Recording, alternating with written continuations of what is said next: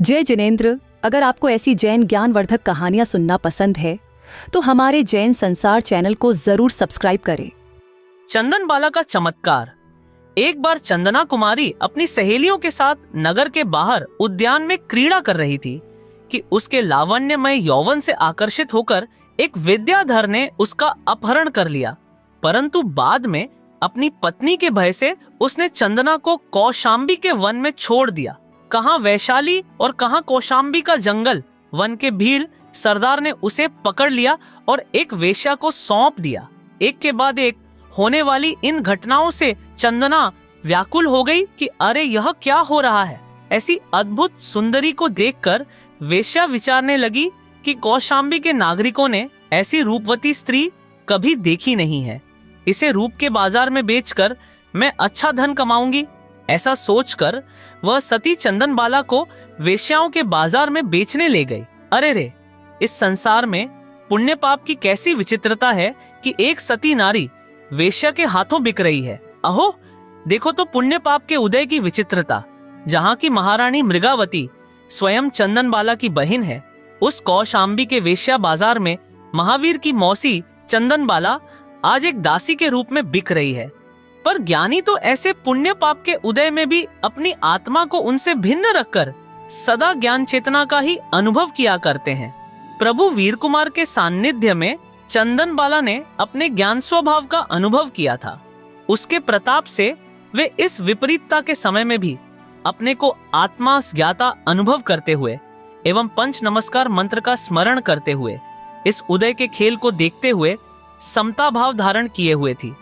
वेश्या आतुरता पूर्वक प्रतीक्षा कर रही है कि कोई बड़ा ग्राहक आए तो उसे बेचकर धन कमा लूं। इतने में एक बड़े सज्जन सेठ वहां से निकले। बाजार में खड़ी हुई चंदना का रूप देखकर वे आश्चर्यचकित हो गए।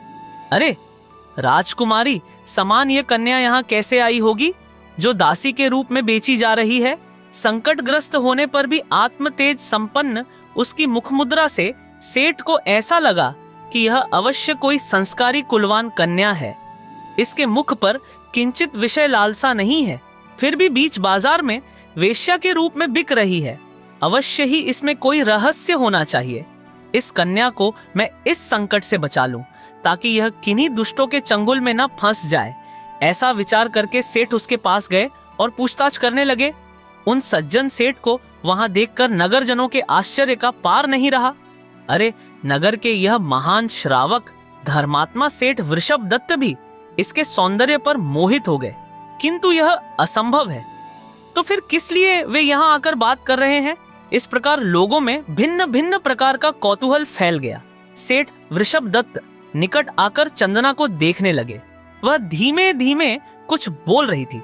उसके मुंह से निकलते हुए शब्द सुनकर सेठ एकदम चौंक पड़े। अरिहंत अरिहंत, अरे ये तो ह्णामोकार मंत्र जप रही है। अवश्य ही ये कोई उच्च संस्कारी जैन कन्या है जो ऐसे घोर संकट के समय नमस्कार मंत्र का जाप कर रही है। धन्य है इसे। मेरे कोई संतान नहीं है, मैं इसे घर ले जाऊंगा और अपनी पुत्री के रूप में पालन करूंगा। ऐसा सोचकर सेठ ने उसे खरीद लेने का निश्चय किया और वेश्या को मुंहमांगी स्वर्ण मुद्राएं देकर चंदना को ले लिया। धन्य है उनका धर्म वात्सल्य। तुम किसी उच्च कुल की कन्या हो। तुम्हारी प्रत्येक चेष्टा, तुम्हारे निर्विकारी नेत्र और तुम्हारे वस्त्र, ये सब तुम्हारी कुलीनता का परिचय देते हैं। बेटी, तुम निर्भय होकर रहो। मैं जिन तीर्थंकर देव का अनुयायी जैन श्रावक हूँ, आज से तुम मेरी धर्म पुत्री हो और मैं तुम्हारा धर्म पिता। दासी के रूप में बिककर भी स्वयं एक सज्जन जैन श्रावक के घर में आ गई हूँ। यह जानकर चंदना को संतोष हुआ। उसे इतनी प्रसन्नता हुई मानो वह महावीर की मंगल छाया में ही आ गई हो। उसका हृदय पुकार उठा। जैन धर्म से रहित चक्रवर्ती पद भी अच्छा नहीं है। भले ही दासीपना हो, परंतु जैन धर्म में वास हो तो वह भी अच्छा है। ऐसी कठिन परिस्थिति में भी उसे वीर कुमार के साथ हुई धर्म चर्चा का स्मरण हुआ और वह अपूर्व क्षण याद आया जब उसने वीर कुमार के मार्गदर्शन में स्वयं निर्विकल्प आत्मानुभूति पूर्वक सम्यक दर्शन प्राप्त किया था। अनुकूल या प्रतिकूल प्रसंगों में घिर जाने से आत्मा को भूल जाए, वह ऐसी कोई साधारण स्त्री नहीं है। वह तो चैतन्य तत्व की जाता, मोक्ष की साधक है। ऐसी प्रतिकूलता में भी ज्ञान चेतना किंचित चिगती नहीं है, पृथक की पृथक ही रहती है। राजपुत्रीपना या दासीपना, सत्कार या तिरस्कार, इन सब से चंदना के चैतन्य की प्रभा भिन्न की भिन्न रहती है। वाह चंदना, धन्य है तुम्हारी चैतन्य प्रभा। वाह रे उदय, एक मुमुक्षु धर्मात्मा राजकुमारी वर्तमान में दासी बनकर पराये घर में निवास कर रही है। सेठ सेठानी को पता नहीं है कि यह दासी कौन है। अरे ये दासी तो जगत के परमेश्वर की मौसी है, धर्म का एक रत्न है, भारत के श्राविका संघ की शिरोमणि है और कौशाम्बी नगरी की महारानी मृगावती की लाडली बहन है, जो वर्तमान में कर्मोदयवश दासी बनी हुई है। तथापि पुण्य का ऐसा कोई योग है कि दासीपना भी सेठ वृषभ दत्त जैसे एक सज्जन धर्मात्मा के घर में मिला है, जहां शील धर्म की रक्षा सुगम है। परंतु अरे उदय, चंदना के सौंदर्य को देखकर सेठानी को संदेह हुआ कि मेरी कोई संतान न होने से सेठ अवश्य मुझे छोड़कर इस चंदना को मेरी सौत बनाएंगे। नहीं तो इस घर में दास दासियों की क्या कमी थी जो इसे ले आए। सती चंदना सब कुछ जानते हुए भी धैर्य पूर्वक सहन करती है, सेठानी के प्रति हृदय में द्वेष भाव भी नहीं आने देती। वीरनाथ के बतलाए हुए चैतन्य तत्व का विचार करने से दासीपने के दुख का विस्मरण हो जाता है। वह संसार से विरक्त होकर चिंतन करती है कि मैं तो चैतन्य की महान स्वाधीन विभूति से भरपूर हूँ, ये सब तो पूर्व कर्मों से छूटने की चेष्टा है। प्रभु महावीर के प्रताप से मेरी ज्ञान चेतना अब कर्मों से पृथक रहकर मोक्ष मार्ग को साधती रहती है। एक दिन सेठ वृषभदत्त बाहर से थके हुए घर आए। सेठानी कहीं बाहर गई थी, कोई नौकर चाकर भी घर में नहीं थे, इसलिए सदा की भांति चंदना पानी ले आई और पिता तुल्य सेठ जी के पांव धोने लगी। पांव धोते धोते उसके कोमल केशों का जूड़ा खुल गया और केश धूल दूसरित होने लगे। इसीलिए सेठ ने निर्दोष भाव से वात्सल्य पूर्वक पुत्री के केश हाथ से ऊपर उठा लिए। ठीक उसी समय सुभद्रा सेठानी आ पहुंची और चंदना के खूबसूरत केशों को सेठ के हाथ में देखकर क्रोध से आग बबूला हो गई। उसे लगा कि मेरी अनुपस्थिति में ये दोनों एक दूसरे से प्रेमालाप कर रहे थे। बस उसकी शंका निर्णय में बदल गई और उसने निश्चय कर लिया कि किसी भी प्रकार चंदना को घर से निकालना है। रे देव, तेरे भंडार में क्या क्या भरा है। कर्मोदयानुसार चंदनबाला सेठ वृषभदत्त के घर तक अपने शील सतीत्व को सुरक्षित लिए हुए आ तो गई, पर कौन जानता था कि यही उस पर शील भंग करने का आरोप लगाया जाएगा और वही उसे वरदान स्वरूप सिद्ध होगा। वह तो सदा इन सबसे भिन्न अपने स्वरूप की आराधना में ही तत्पर रहती है। वह विचारती है कि कर्मोदय से व्याकुल हो जाना धर्मी जीवों का काम नहीं है। उस समय भी अपनी धर्म साधना में आगे बढ़ते रहना ही धर्मात्माओं की पहचान है। वे जानते हैं कि जब सुभद्रा सेठानी का संशय निर्णय में बदल गया, तब वह चंदना के कर्म से पीड़ित सेठानी उसे किसी भी तरह अपने रास्ते से हटाने को तत्पर रहती हुई अवसर का इंतजार करने लगी। एक दिन जब सेठ नगर से बाहर गए हुए थे, तब सेठानी ने चंदना को एकांत में बुलाकर उसके सुंदर केश काटकर सिर मुड़वा दिया। अरे, अत्यंत रूपवती राजपुत्री को कुरूप बना देने का प्रयत्न किया। इतने से उसका क्रोध शांत नहीं हुआ तो चंदना के हाथ पांव में बेड़ियां डालकर उसे एक अंधेरी कोठरी में बंद कर दिया। ऊपर से तरह तरह के कटु वचन कहे। भोजन में भी प्रतिदिन सुबह सुबह मात्र उबले हुए उड़द और गर्म पानी दिया। अरे, सिर मुड़वाकर जिसे बेड़ी पहनाई गई हो, उस सुकोमल निर्दोष स्वानुभवी राजकुमारी का उस समय क्या हाल होगा। आंखों से आंसू बह रहे हैं। मन में वीरनाथ प्रभु का स्मरण होता है। उसे विश्वास है कि महावीर मुझे संकट से उबारने अवश्य आएंगे। जिन महावीर ने मुझे सम्यक्त्व देकर भव बंधन से मुक्त किया है, वे ही प्रभु मुझे दर्शन देकर इन बेड़ियों से भी छुड़ाएंगे। इस प्रकार वीर प्रभु के स्मरण में लीन होकर वह भूख प्यास को भी भूल जाती है। क्षण भर तो उसका आत्मा मुक्त रूप से किसी देहातीत अगम्य भाव में निमग्न हो जाता था। ऐसी स्थिति में एक दिन बीता, रात बीती, दूसरा दिन भी बीत गया, सेठ वृषभदत्त नहीं आए। तीसरा दिन बीत गया, तब भी सेठ जी नहीं आए। चंदना को 3 दिन के उपवास हो गए। 3 दिन तक कोठरी में बंद और बेड़ियों में जकड़ी हुई वह राजकुमारी आहार जल के बिना एकाकी पड़ी है और कड़वे मीठे संस्मरणों में खो गई है। प्रति क्षण प्रभु महावीर का स्मरण करते हुए सम्यक्त्व का मधुर स्वाद ले लेकर जी रही है। सोच रही है कि या तो अब प्रभु के दर्शन हो या समाधि मरण। इस प्रकार विचार करते करते तथा प्रभु के दर्शनों की भावना भांते भांते 3 दिन बीत गए। चौथे दिन प्रातःकाल सेठ आ गए। घर का वातावरण कुछ सूना सूना बेचैन सा लग रहा था। चंदना कहीं दिखाई नहीं दी, इसलिए बुलाया, चंदना, बेटी चंदना। किंतु कहीं से उत्तर न पाकर सेठ चिंता में पड़ गए। उनके मन में तरह तरह की शंकाएं होने लगी। अरे चंदना कहाँ गई? वह निर्दोष कन्या कोई अशुभ कार्य तो कर नहीं सकती। मुझसे या सुभद्रा से पूछे बिना वह कहीं जा भी नहीं सकती। तो फिर हुआ क्या? कहाँ गई वह? सेठानी से पूछा तो कहती है, मैं कुछ नहीं जानती। दास दासियों को भी कुछ पता नहीं, वे कुछ बोलते भी नहीं हैं। सेठ व्याकुल हो गए। प्राणों से भी प्रिय पुत्री कहाँ गई? अंत में उदास होकर एक वृद्ध दासी से पूछा, बहन तुम्हें मालूम है चंदना कहाँ है? तुम सब उदास क्यों हो? कुछ बोलते क्यों नहीं? दासी ने कोई उत्तर तो नहीं दिया, परंतु सेठ की ओर देखकर सिसकने लगी। उसकी आंखों से आंसू गिरने लगे। एक गहरा निश्वास छोड़कर कोठरी की ओर संकेत करके वह चली गई। सेठ ने तुरंत कोठरी की खिड़की के पास जाकर देखा तो भीतर चंदना दिखाई दी। बाहर से ताला लगा हुआ था। चंदना का मुड़ा हुआ सिर और हाथ पांव में पड़ी हुई बेड़ियों को देखकर सेठ से रहा नहीं गया। वे करुण चीख कर उठे, अरे बेटी चंदना, तेरी यह दशा, और फिर भी मुंह से आह तक नहीं करती। अरे किस दुष्ट ने तेरी यह दशा की है?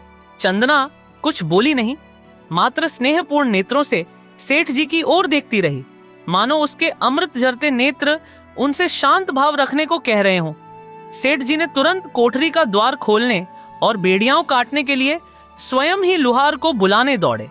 सेठ जी के आने से 3 दिन की उपवासी चंदना विचारने लगी, यदि महावीर प्रभु पधारें तो मैं उन्हें आहार देकर ही पारणा करूंगी। ऐसी अंतरंग भावना भा रही है, और यदि जीव की भावना सच्ची हो तो उसका फल भी मिले बिना नहीं रहता। यदि जीव को भावना का फल न मिले तो सारा जगत शून्य हो जाए। जिसे आत्मा की भावना हो उसे आत्मा की प्राप्ति होती ही है। सच्ची आत्म भावना भाने वाले को यदि आत्म सुख की प्राप्ति न हो तो आत्म तत्व ही शून्य हो जाए, उसका अस्तित्व ही सिद्ध नहीं हो। यदि पापी जीव के पाप भाव का फल न हो तो नरक गति ही शून्य हो जाए। जीव के पुण्य भाव का फल न हो तो जगत में देवगति ही शून्य हो जाए। जीव के रत्नत्रय भाव का फल न हो तो सिद्ध गति ही शून्य हो जाए। इस प्रकार यदि जीव के शुभ अशुभ या शुद्ध भावों का फल न हो तो संसार की 4 गतियां अथवा सिद्ध गति ही नहीं रहेगी, और तब जगत को शून्य हो जाना पड़ेगा। किंतु नहीं, सच्ची भावना का सच्चा फल आता ही है। भावना फलित हुए बिना नहीं रहती। देखो, इधर चंदना उत्तम भावनाएं भा रही है कि वीर प्रभु पधारें तो आहार दान दूं। ठीक उसी समय प्रभु महावीर पधारे। 5 माह और 25 दिन के उपवासी प्रभु महावीर आहार हेतु नगर में पधारे हैं। उनका शरीर दुर्बल नहीं हुआ, उनकी मुद्रा निस्तेज नहीं हुई, उलटी तब के दिव्य तेज से चमक रही है। उनके चैतन्य का प्रताप अनोखा है। ऐसे प्रभु वीर मुनिराज वृषभ दत्त सेठ के घर की ओर आ रहे हैं। चंदना ने दूर से प्रभु को अपने घर की ओर आते देखा तो उसका रोम रोम प्रदेश प्रदेश हर्षातिरेक से, भक्ति से तथा आश्चर्य से पुलकित हो उठा। पधारो प्रभु पधारो। प्रभु निकट आए और हर्ष विभोर चंदना प्रभु के सत्कार के लिए आगे बढ़ी। आश्चर्य, उसकी बेड़ियां खुल गईं। उसका रूप सौंदर्य इतना उत्कृष्ट लगने लगा मानो सिर भी पूर्ववत सुंदर केशों से सुशोभित हो रहा हो। भा रही थी भावना आहार देने के लिए। बेड़ियां तब खुल गईं। प्रभु वीर के शुभ दर्शन से सारा वातावरण एकदम बदल गया। बंधन मुक्त चंदना का लक्ष्य तो प्रभु की ओर था। बंधन था और टूट गया, उसका भी लक्ष्य उसे नहीं है। जिस प्रकार स्वानुभूति के काल में मुमुक्षु साधक को बंध मोक्ष का लक्ष्य नहीं रहता, तथापि बंधन टूट जाते हैं। आत्मदर्शन में लीन साधक के मोह बंधन अचानक ही खुल जाते हैं। उसी प्रकार प्रभु दर्शन में लीन चंदना की बेड़ी का बंधन टूट गया। आनंद पूर्वक वह द्वार पर आई। प्रभु की परम भक्ति सहित वंदना करके पड़गाहन किया। अहो प्रभो, पधारो पधारो पधारो। वीर प्रभु की मधुर दृष्टि चंदना पर पड़ी तो वह कृतार्थ हो गई। लोग मुझे नहीं पहचानते, किंतु प्रभु महावीर तो जानते हैं। प्रभु के दर्शनों से वह जीवन के सर्व दुख भूल गई। भक्ति पूर्वक वीर मुनिराज का पड़गाहन किया। क्षण भर के लिए प्रभु वहां ठहरे और देखा तो दासी के रूप में 3 दिन की उपवासी चंदना आहारदान देने हेतु खड़ी है। दूसरे भी अनेक अभिग्रह पूरे हो गए और 175 दिन के उपवासी तीर्थंकर मुनिराज ने चंदना के हाथ से पारणा किया। ज्यों ही चंदना ने प्रभु के हाथ में उड़द का प्रथम ग्रास रखा कि दाता और पात्र दोनों के दैवी पुण्य प्रभाव से उसका उत्तम खीर रूप परिणमन हो गया। उत्तम खीर से विधि पूर्वक प्रभु का पारणा होने से चारों ओर आनंद मंगल छा गया। देवगण आकाश में जय जयकार करने लगे और रत्न वृष्टि होने लगी। देव दुंदुभी बज उठी। समस्त कौशाम्बी नगरी में हर्ष एवं आश्चर्य फैल गया कि अरे यह काहे का उत्सव है। और जब उन्होंने जाना कि आज वीर मुनिराज का पारणा हो गया है और उसी के हर्षोपलक्ष्य में देवगण यह महोत्सव कर रहे हैं, तब नगरजनों के आनंद का पार नहीं रहा। मुनिराज महावीर प्रतिदिन नगरी में पधारते और बिना आहार किए लौट जाते। उन प्रभु ने आज आहार ग्रहण किया। नगरी में यह समाचार फैलते ही लोग हर्ष से दौड़ते हुए उधर आने लगे कि चलो उस भाग्यशाली आत्मा के दर्शन करें और अभिनंदन करें जिसके हाथ से यह महान कार्य हुआ है। लोगों ने जब देखा कि वृषभ दत्त सेठ की एक दासी के हाथ से प्रभु ने आहार लिया है, तब वे आश्चर्यचकित हो गए। अरे लोगों को क्या खबर थी कि वह दासी नहीं किंतु प्रभु महावीर की मौसी है, उनकी श्रेष्ठ उपासिका है। प्रभु को पारणा करा के चंदना धन्य हो गई। आहार ग्रहण करके वे वीर योगीराज तो मानो कुछ भी नहीं हुआ हो, ऐसे सहज भाव से वन की ओर गमन कर गए और वहां जाकर आत्म ध्यान में लीन हो गए। जब तक प्रभु जाते हुए दिखाई दिए तब तक चंदना उन्हें टकटकी बांधे देखती रही। आकाश में देव और पृथ्वी पर जन समूह उसे धन्यवाद देकर उसकी प्रशंसा कर रहे थे, किंतु चंदना तो सारे जगत को भूलकर समस्त प्रभावों से परे चैतन्य तत्व के निर्विकल्प ध्यान में शांति पूर्वक बैठी थी। उसकी गंभीरता अद्भुत थी। इधर वृषभदत्त सेठ के घर में मुनिराज के आहारदान का प्रसंग बनने से आनंद मंगल छाया हुआ है। उधर सेठ स्वयं तो बेड़ी कटवाने हेतु लुहार को बुलाने गए थे, सो वापस लौट रहे हैं। मार्ग में आनंदमय कोलाहल देखकर लोगों से पूछा, यह क्या हो रहा है? किस बात का है इतना हर्षमय कोलाहल? तब प्रजाजन कहने लगे, अरे सेठ, आपके तो भाग्य ही खुल गए। आपके आंगन में तो महावीर मुनिराज का पारणा हुआ है। 5 माह और 25 दिन के उपवास पश्चात पारणे का धन्य अवसर आपको प्राप्त हुआ है। आपके गृह आंगन में चंदना ने भगवान को आहारदान दिया है, उसी का यह उत्सव हो रहा है। देव भी आपके आंगन में रत्न वृष्टि एवं जय जयकार कर रहे हैं। सेठ तो आश्चर्यचकित होकर घर की ओर दौड़े। हर्षानंद का स्वयंभू रत्न समुद्र उनके हृदय में उछलने लगा। क्या हुआ? कैसे हुआ? चंदना की बेड़ी किसने काटी? उसने प्रभु को काहे से किस प्रकार पारणा कराया? ऐसे अनेक प्रश्न हर्ष के समुद्र में डूब गए। वे घर पहुंचे तो वहां सारा वातावरण ही बदल गया था।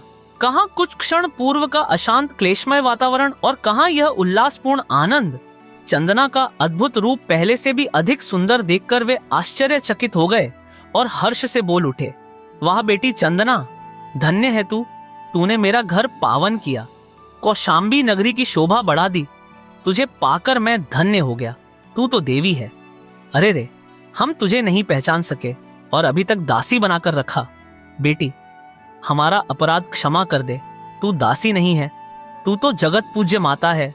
चंदना बोली, पिताजी, वह बात भूल जाइए। मुझ पर आपका महान उपकार है। आपने ही मुझे संकट में शरण देकर मेरी रक्षा की है। यह आश्चर्यमय घटना देखकर सुभद्रा सेठानी तो दिग्भ्रमित हो गई। उनके पश्चाताप की कोई सीमा नहीं थी। वे चंदना के चरणों में गिरकर क्षमा याचना करने लगी। बेटी, मैं तुझे नहीं पहचान सकी। मुझ पापिन ने तुझे बहुत कष्ट दिए। मुझे क्षमा कर दे बेटी। चंदना ने उनका हाथ पकड़कर कहा, माता, वह सब भूल जाओ।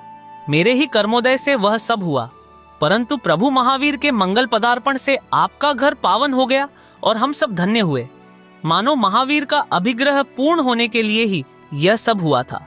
आत्म मंथन करती हुई चंदना विचार रही है कि आहा, एक आहारदान की भावना से मेरी बेड़ी के बंधन टूट गए, तो परम चैतन्य की निर्विकल्प भावना से भव के बंधन टूट जाए।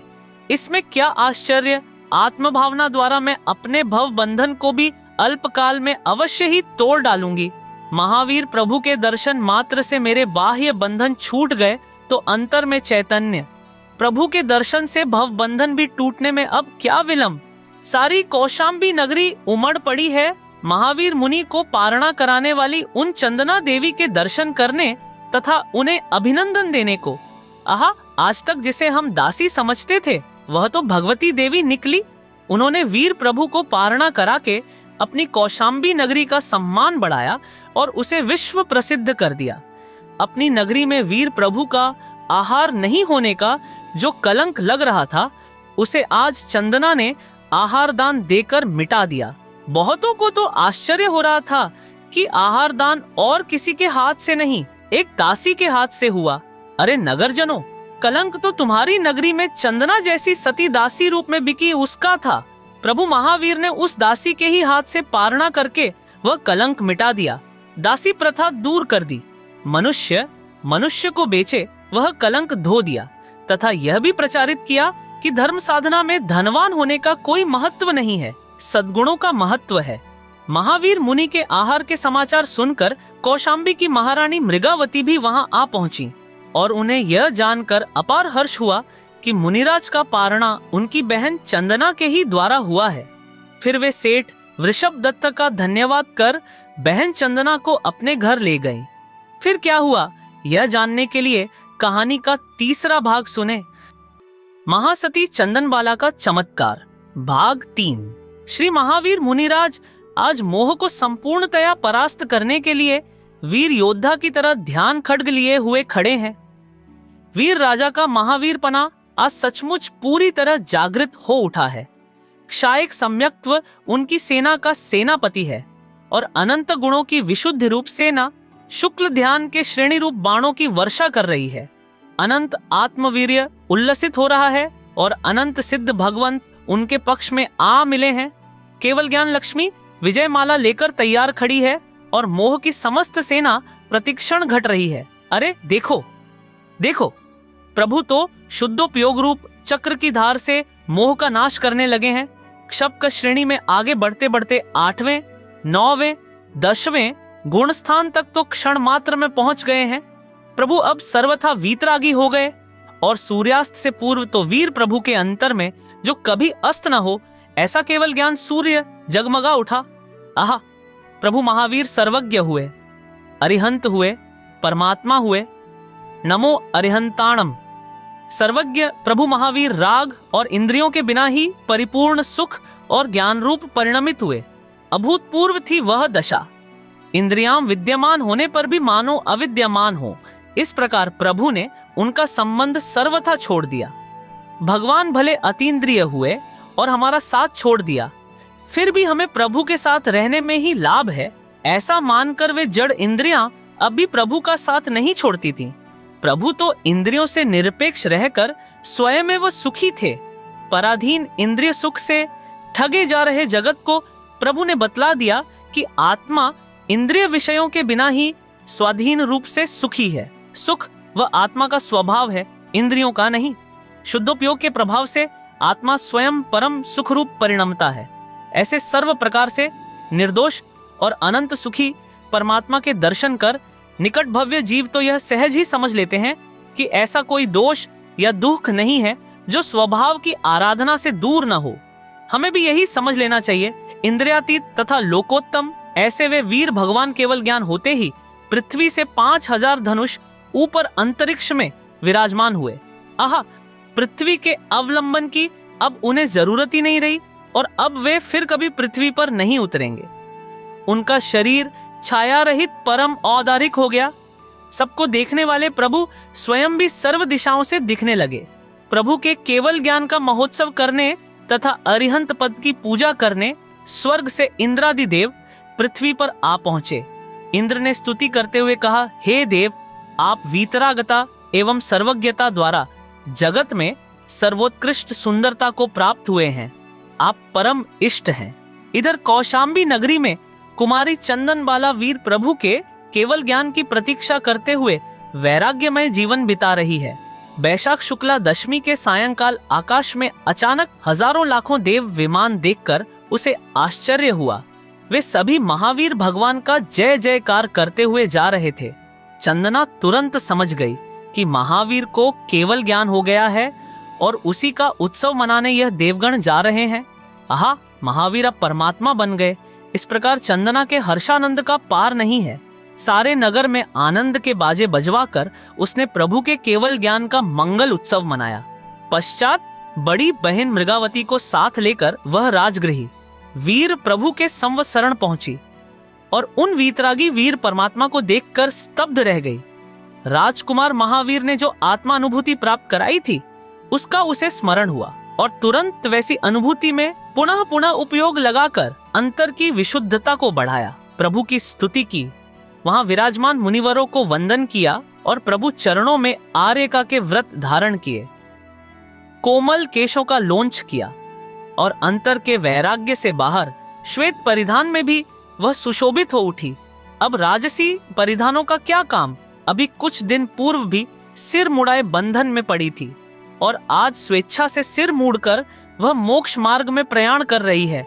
कहाँ वह कारागृह और कहाँ यह संवत्सरण धर्म सभा। उन दोनों संयोगों से विभक्त तथा निज गुणों से एकत्व ऐसे निज स्वरूप का वह अनुभवन करती थी। वीर प्रभु की धर्म सभा में विद्यमान 33,000 आर्यकाओं के संघ की वे चंदना माता अधिष्ठात्री थीं। कहाँ विद्याधर द्वारा अपहरण और कहाँ वीर प्रभु की शरण, कहाँ वेश्या के हाथों बाजार में बिकने का प्रसंग और कहाँ 33,000 आर्यकाओं में अधिष्ठात्री पद। वाह रे उदय भाव तेरा खेल, परंतु धर्मात्मा का चैतन्य भाव अब तेरे विचित्र जाल में नहीं फंसेगा। वह तो सर्व प्रसंगों में तुझसे अलिप्त अपने चैतन्य भाव में ही रहेगा और मोक्ष को साधेगा। एक बार प्रभु महावीर राजगृही के वैभारगिरी पर पधारे। परमात्मा महावीर को और साथ में अपनी लाडली बहन चंदना को देखकर महारानी चेलना के आनंद का पार नहीं रहा। महाराजा श्रेणिक भी साथ थे। सर्वज्ञ महावीर को देखकर वे भी स्तब्ध रह गए। वाह मेरे इष्टदेव, धन्य आपकी वीतरागता, धन्य आपका अचिंत्य धर्म वैभव।